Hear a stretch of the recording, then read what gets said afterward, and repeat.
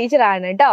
കുട്ടികളോട് മാത്രമല്ല രക്ഷിതാക്കളോട് കൂടിയാണ് ടീച്ചർക്ക് പറയാനുള്ളത്. നിങ്ങൾ കണ്ടു അല്ലേ, എഴുതാനും വായിക്കാനും ഒക്കെ പഠിച്ചു തുടങ്ങുന്നേ ഉള്ളൂ മക്കളെ. അക്ഷരങ്ങളിലൊക്കെ പിച്ച വെച്ചതാ നടന്നു തുടങ്ങിയിട്ടേ ഉള്ളൂ. അപ്പോൾ എൻ്റെ മക്കൾക്ക് എല്ലാവർക്കും നല്ല രീതിയിൽ അക്ഷരങ്ങൾ പഠിക്കണം, ചിഹ്നങ്ങൾ തെറ്റാതെ എഴുതണം. ഇതിനൊക്കെ എന്താണ് മാർഗം എന്ന് നമ്മൾ ഇങ്ങനെ ആലോചിച്ച് നടക്കൂലേ. ഞാനും ഒരു പാരൻ്റ് ആണ്, അപ്പോൾ ആ ഒരു സമയത്തുള്ള കാര്യം ടീച്ചർക്കും അറിയാം. അതുകൊണ്ടാണ് പറയുന്നത്. അപ്പോൾ നിങ്ങൾ എല്ലാവരും എന്ത് ചെയ്യുക, ഒരു കാക്കയെ കണ്ടിട്ട് മക്കളോട് കാക്ക എന്ന് എഴുതാൻ പറയുന്ന സമയത്ത് കക്ക എന്ന് എഴുതുമ്പോൾ നമ്മൾ മനസ്സിലാക്കണം കുഞ്ഞിന് ചിഹ്നങ്ങൾ ആണ് ബുദ്ധിമുട്ട് എന്നുള്ളത് അല്ലേ.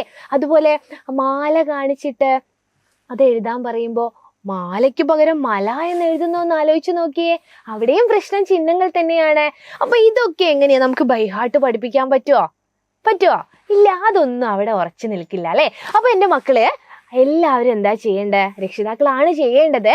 ഒരു മണലെടുക്കുക, കുറച്ച് മണല് ഒരു പാത്രത്തിൽ എടുക്കുക കേട്ടോ. ഒരു സ്റ്റീലിന്റെ വലിയൊരു പ്ലേറ്റിൽ കുറച്ച് മണൽ നിറച്ച് വെച്ചിട്ട് നമ്മുടെ എഴുത്തുകളൊക്കെ എന്ത് ചെയ്യുക, ആ മണലിലോട്ടാക്കുക.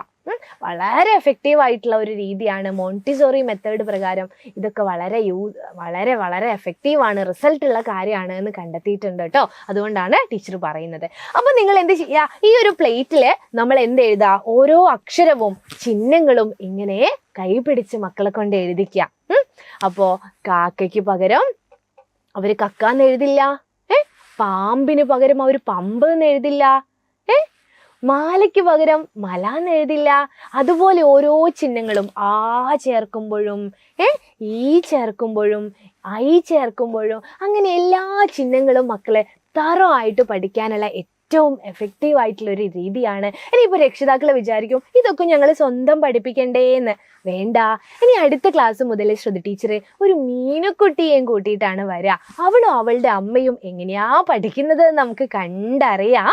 അപ്പോൾ എല്ലാവരും എന്ത് ചെയ്യുക, നമ്മുടെ സൈലന്റ് ക്ലാസ്സുകളിൽ ദിവസവും കാണുക. ഈ ഒരു കോണ്ടന്റും കാര്യങ്ങളൊക്കെ എന്ത് ചെയ്യുക, ഫോളോ ചെയ്യുക. നമ്മുടെ യൂട്യൂബ് ചാനലൊക്കെ എന്ത് ചെയ്യുക, സബ്സ്ക്രൈബ് ഒക്കെ ചെയ്യണം കേട്ടോ. അപ്പോൾ അടുത്ത ക്ലാസ്സിലെ ടീച്ചർ മീനുക്കുട്ടിയെയും കൂട്ടി വരാം. നമുക്ക് ഇനി മുതൽ ചിഹ്നങ്ങൾ പഠിക്കാം, അക്ഷരങ്ങൾ പഠിക്കാം, അടിപൊളിയായിട്ട് എഴുതാനും വായിക്കാനും പഠിക്കാം കേട്ടോ.